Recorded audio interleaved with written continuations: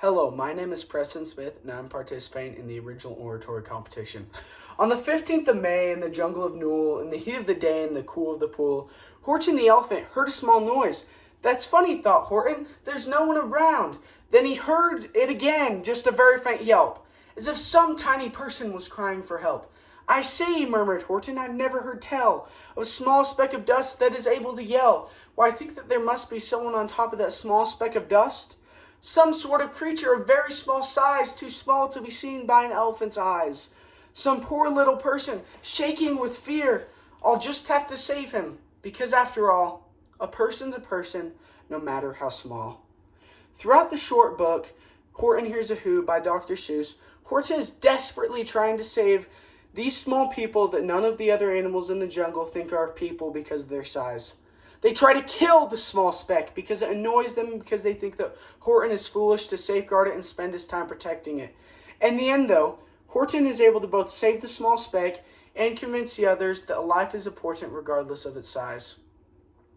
To many of us, this may seem like a happy ending, and we're glad that this book is a tale written by Dr. Seuss and has no real-life examples. But if we thought that, unfortunately, we would be completely wrong. Because in reality, there are millions across our very country that don't think of life like that and in that way. They think that if someone's life, an innocent person's life, is inconvenient to them, that they should be able to kill or remove it like a tumor or an infection because of its size. That real-life scenario is awful, and an evil reality as well. That murderous act is called an abortion. It is the taking of the life of an unborn being that has done absolutely nothing to you but exist. Yes, abortion is truly an evil and horribly gruesome act of murder in which the baby endures hours, weeks, or even months of suffering before it dies. But what has this innocent, unborn child done to deserve such pain and suffering? Like I said previously, the answer is absolutely nothing. But how could someone have the conscience to commit such a horrendous act? There are multiple reasons, but most of them are a matter of convenience. Some say that they're not ready for a child financially or otherwise. Some say that a child would slow them down. And some don't want to endure the pains of childbirth.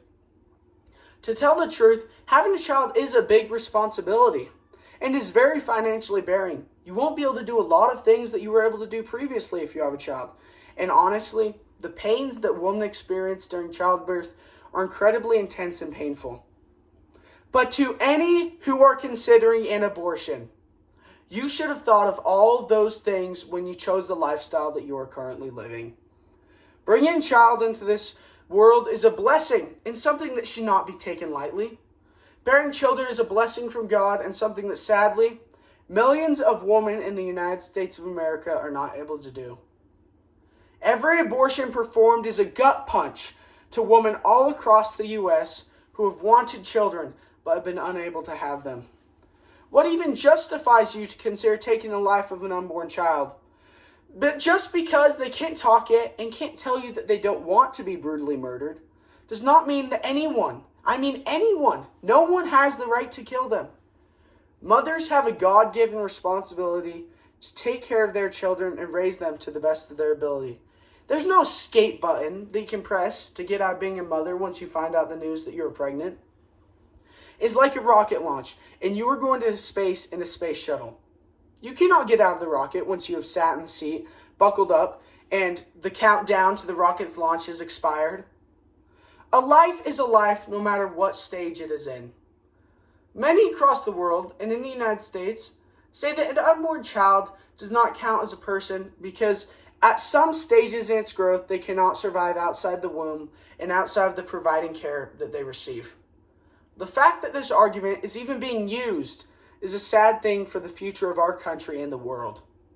Using that logic, a life isn't meaningful or starts until someone is able to care for themselves without relying wholly on their parents that brought them into this world. Going with that argument, your life doesn't even really start until you're 5 or 6 years old. Because then at that age, humans are able to take better care of themselves and not rely on their parents for as much as they had done previously. Until that age, children need help eating, bathing, and getting dressed, even after they still need help with some of those things because it is their parents who provide their clothing and their food. Throughout our lives, humans need help from others, and we are never really independent from society. When we get older and closer to departing from this world, we will need more and more help from our family and close friends. Many elderly people could not live without the help that they receive from others. If they need to live with a family member to gain the help that they need, or live in an assisted living home because their family cannot provide them with the help that they need and necessities that they require, are they people? Using this logic, they wouldn't be considered people because of all the help that they receive. In Dr. Seuss's book, Horton Hears a Who, there are many life lessons from it that we can take and implement into our own lives. They stretch across all sorts of topics in a range that can be applied to all sorts of different speeches and TED Talks. But the one that I would like to focus on is persistence. Persistence is when someone continues to try to do something incredibly hard and put their best foot forward, despite how hard things might become for them. In the book Horton Hears a Who, Horton stands up for what is right despite all of the other animals in the jungle fighting against him and even threatening him to complacency and boiling the small speck that he had fought so valiantly and hard to protect. Even when things got pretty hot for Horton and all of the pressure was mounting, he still chose to stand up for his morals and what he knew as a fact was right. Horton chose to stand up even when no one else was standing, and luckily, and through his persistence, he was able to convince all the other animals to stand with him. We can use Horton as an example in standing up for the lives of the innocent. We can stand up for those that might be being taken advantage of. And we can also stand up for those that have no voice at all to defend themselves with, such as the unborn child. Though the majority of Americans are still in favor of abortion, we can stand strong in defending life despite all of the opposition. The right to life is not something that we should be silent about. In the past 100 years, over 70 million abortions have been performed in our country alone. That's 70 million children that will never get to grow up, take their first steps, experience their first day of school, make friends, own their first car, or go on their first date, and all the other events that will come thereafter. One of the most common arguments that has been made in favor of abortion says that bans on abortion and abortion restrictions put the life of the mother in danger and make it impossible for teenage abuse victims to get an abortion. But the problem with that argument is that according to the Lozier Institute, 95.9% of abortions are not because of the life of the mother or because of abuse. In fact, only 0.4% of abortions are because of abuse, and 0.3% being because of the life of the mother is at risk.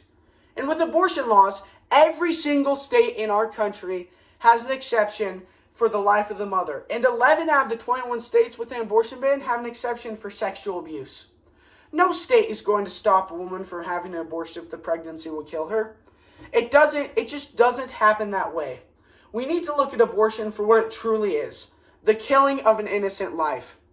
And just like Horton, we have the responsibility to protect life in all its stages. We need to stand up for the rights and liberties of both those outside the womb and those that have yet to be born. And we can always think to ourselves in the words of Dr. Seuss, "From the sun in the summer, from rain when it's fallish, I'm going to protect them, no matter how smallish." Thank you.